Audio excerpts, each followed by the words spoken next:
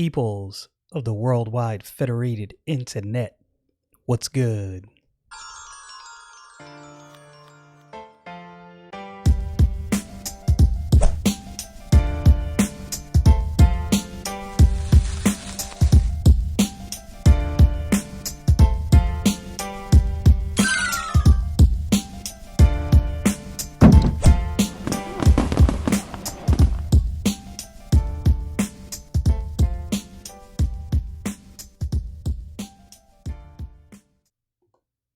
All right, so now we are coming back and returning to the book of Lamentations. We are now in verse 5, if I remember from the last time we were in here.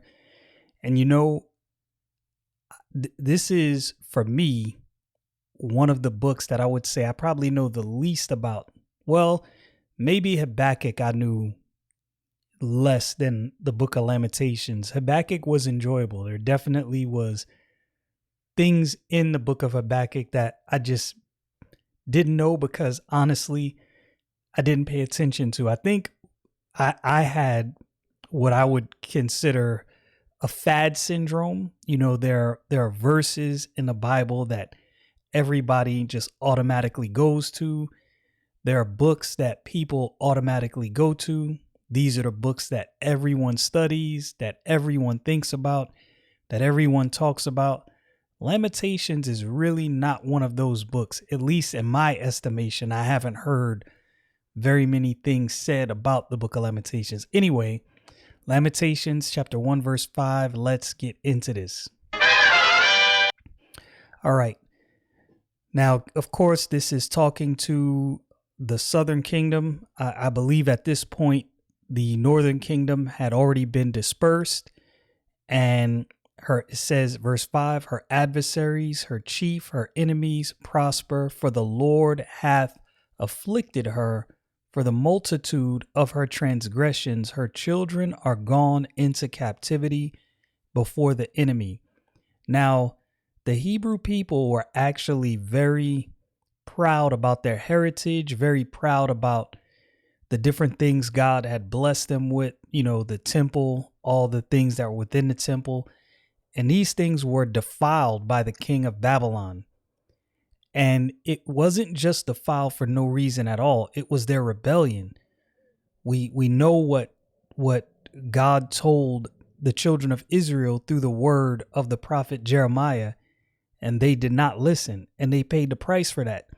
The funny thing is, God actually warned them about this very thing in the book of Deuteronomy, chapter 28, verse 43. Now, this is, you can read earlier on in the chapter, God is giving them warnings about what would happen if they decided to stray from the things that he has told them they should do.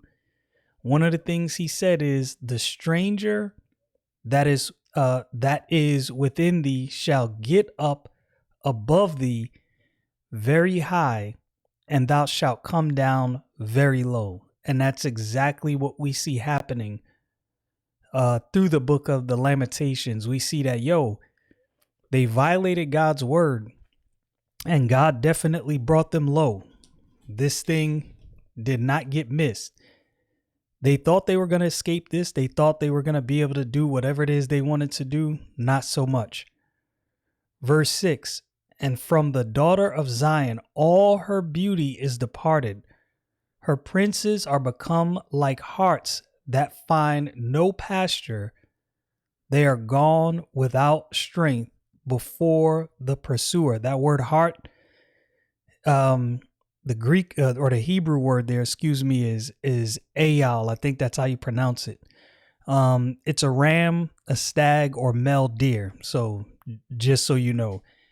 So it's saying, like a deer that has no pasture. This is what the children of Israel are like right now. And they're gone without strength. You have no strength while the pursuer is on your heels. You are being hunted, and you don't even have the strength to get away from your predator. And they really did have no strength to get away. Their rebellion to God really stole away their ability to mitigate any of this.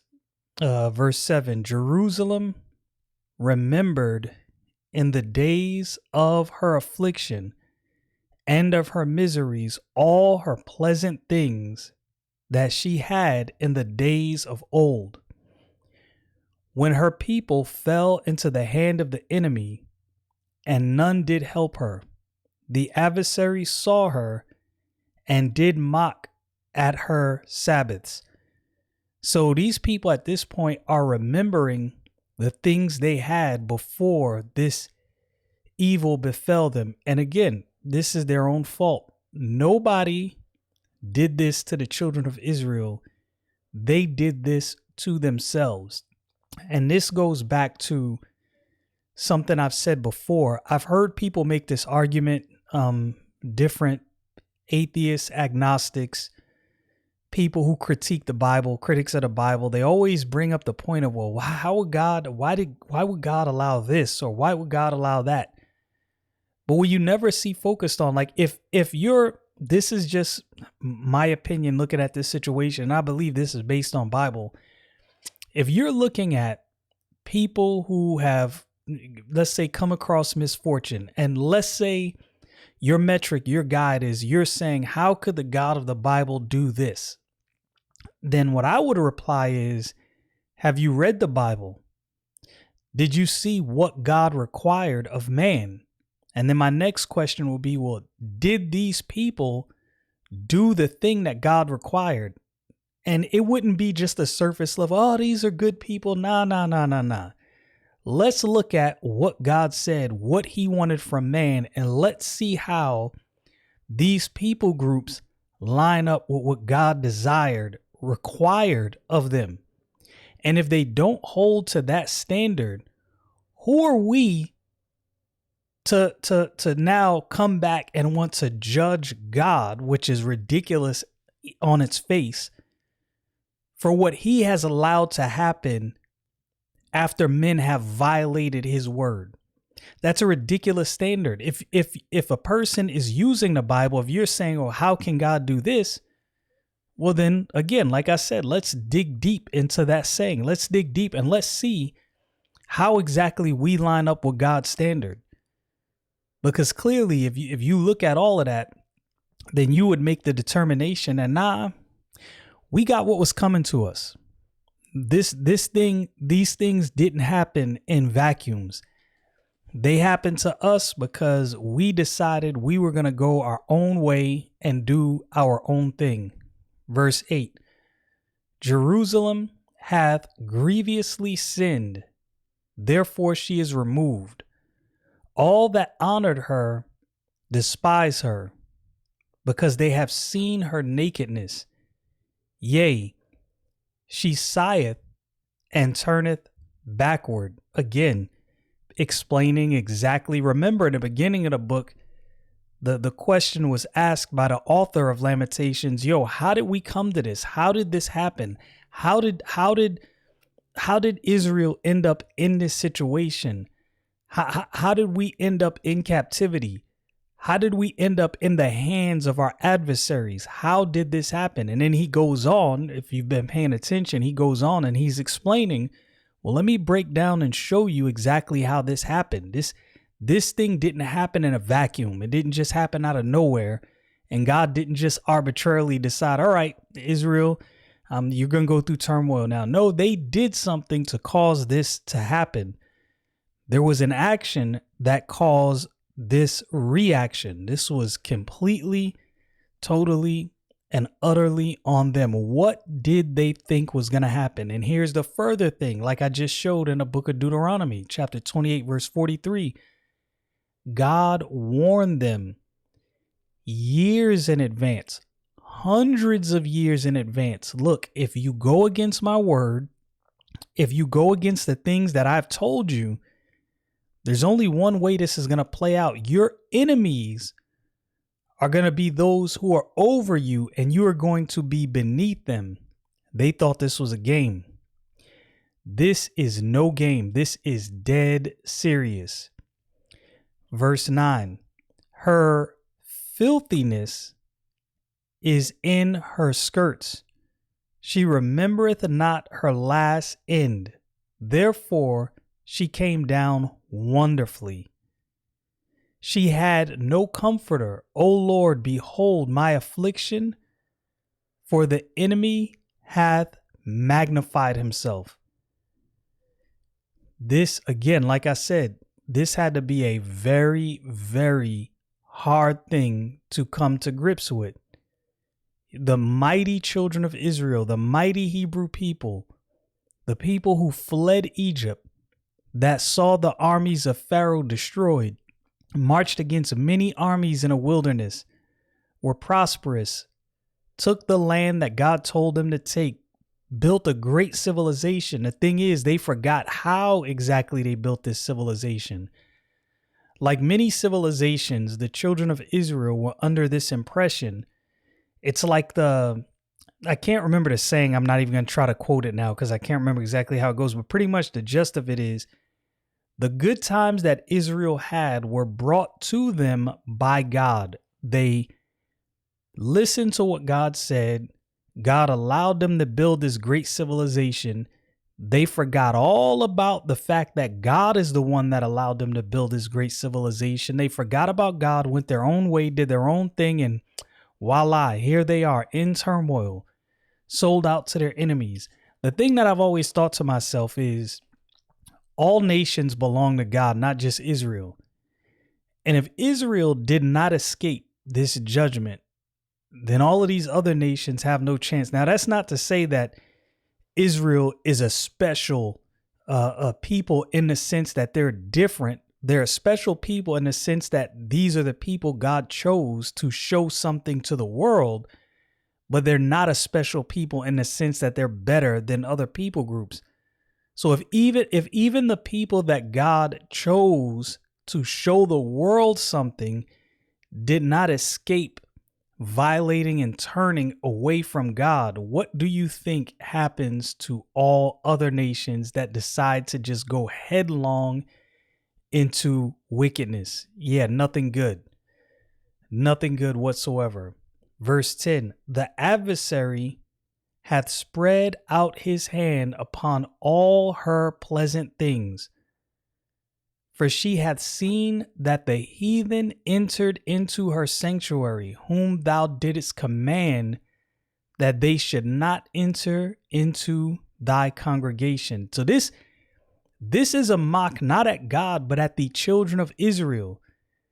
Because as I said, they took these things, well, not as seriously as they should have, obviously, but these things were sacred to them. They got heathens stomping up in places that, nobody was supposed to even go. Now here come the heathen, the Babylonians, and they just stomping all over this stuff, destroying it, taking some of their most precious things out of the temple, taking it back to Babylon. If I had to guess, I would say that the people, similar to the writer, which is purported to be Jeremiah, as I said before, have no reason from the context of everything that's said to doubt that. But I would imagine that people like Jeremiah, people who were faithful, had to look at this, had to look at everything happening, and it was like a slap in the face. Almost like righteous jealousy, if that makes any sense. Righteous indignation, as people might say. These people, these heathen, are defiling the temple of the Most High God of heaven and earth, defiling all of these sacred things. So these people who respected, because there were some people who did have respect, proper respect and reverence for God, man, this had to drive them crazy. They were probably going insane. And then also, this was probably a wake-up call to the people who should have been faithful to God who weren't. I would imagine at the moment the Babylonians came in, I would imagine at that moment right there in and of itself was a wake-up call. Like the moment the Babylonians, besieged the city, came in, ransacked everything, I bet the people who were steepled and living in wickedness was like, oh man, we brought this on ourselves. Like that moment where you realize this is what your sin has brought you, but yet you don't want what your sin has brought and it's too late. There's a no return policy. You already got it. You bought it. It's paid for. Here you go. And there's nothing they can do about it. That had to be a sad, sad day. And with that in mind, it definitely makes all of the emotion that you see within this within these first few verses of the book of Lamentation, it makes more sense. It's not just words in a vacuum. That what I've tried to do with reading my Bible is remove this word in a vacuum mentality. And what I mean by that is you read verses, you read accounts, you read the things that happen, but you have no context for why this is happening. You have no context for what led to this. So you're just reading words in a vacuum. It's like, well, yeah, just words, Lamentations. Somebody feels bad about some stuff. Nah, but when you think about it in full, like, yo, God warned them in Deuteronomy, if you forsake me, this is what I'm going to allow. They forsake God. God sends Jeremiah, tells them, yo, tell all the nations, including Judah, submit to Nebuchadnezzar. I'm sending him. Judah doesn't submit. We all know how that played out. I've gone over that already. And God says, oh, you're not going to listen? Here's what's going to happen. Now this whole place is going to be ransacked and destroyed. And I'm telling you that for many of the people, that had to be one of those moments where they realize, oh, yeah, we definitely crossed the line. And now there's no returning from this. We got to live and we got to eat this judgment. And that had to be a hard pill to swallow. Y'all know what it is. Stay frosty, people.